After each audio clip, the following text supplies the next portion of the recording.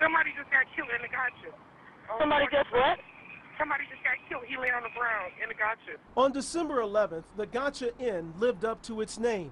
Down on 33rd and Lakeside, there's supposed to be a male shot. Terrence Colvin was shot 5 times. 6 months later, he is still fighting for his life at Metro Health Hospital. Colvin was shot inside a bathroom, and according to a 911 call, the bar's security was close by. And the security is right there up over him. They seen everything that happened. They was right there by the bathroom when it happened. In the middle of a desperate call for help, the Gotcha Inn turned into a shooting gallery. And you said they are shooting right now? Yes, in the inside of the bar. Look, they started shooting. I'm trying to get in the car. Get away from there, ma'am. According to the incident report, after the shooting, security and bouncers dragged Colvin from the bathroom to outside of the bar and put him on the ground. A witness then drove Colvin to the hospital after bar patrons loaded him into a car. Meanwhile, inside the Gotcha, police say evidence of the shooting was wiped away.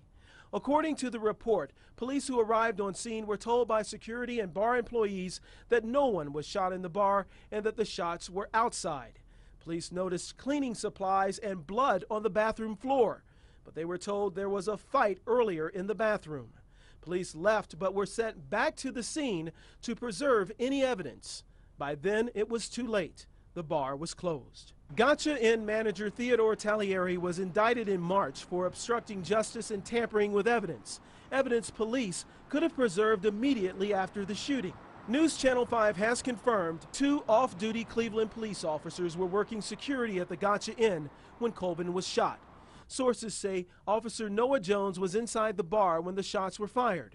We obtained his secondary employment records, which show he was approved to work at the Gotcha, but only outside. But Jones wasn't the only Cleveland police officer who was there that night. What's your name? What's your name? My name's Lenny Moore.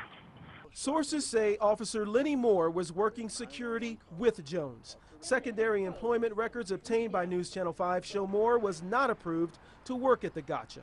Moore explained why he was there during a 911 call. No, someone called me and I came down to pick her up and there's somebody shot. Wait a minute, say that again? Someone called me to come pick them up, and when I got here, there's a big crowd and there's someone shot. It is unclear what role, if any, Jones and Moore played in Talieri's alleged scheme to erase the crime scene.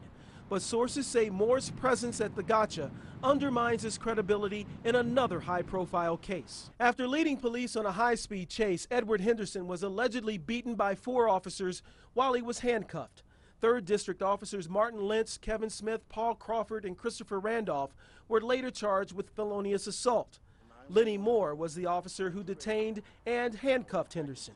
Sources say he is cooperating with the investigation. It's all very, very troubling. Attorneys David Malick and Daniel Chaplin represent Henderson. They say video from a police helicopter shows 11 officers clustered around Henderson during the alleged assault. But the source was a thermal imaging camera.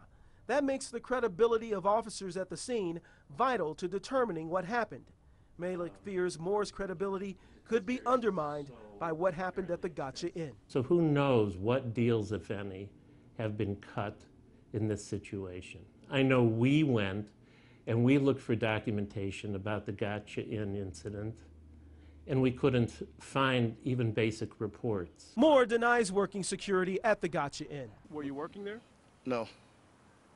You weren't working? Not that night.